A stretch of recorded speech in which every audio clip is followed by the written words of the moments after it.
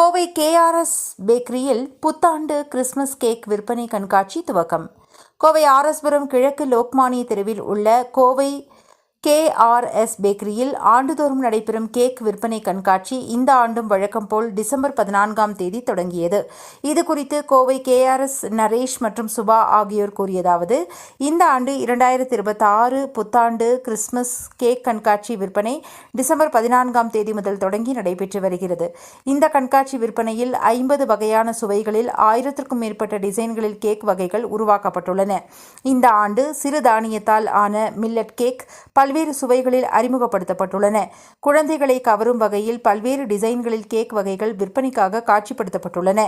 இங்கு செய்யப்படும் கேக் வகைகள் அனைத்தும் உடல் நலத்திற்கு உகந்த மூலப்பொருட்களை கொண்டே தயாரிக்கப்படுகிறது ஒரு சிறப்பம்சமாகும்.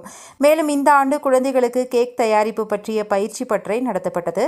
அதில் 25 குழந்தைகள் பங்கேற்று கேக் தயாரிப்பை பற்றி அறிந்து கொண்டனர். இவ்வாறு அவர்கள் கூறினார்கள்.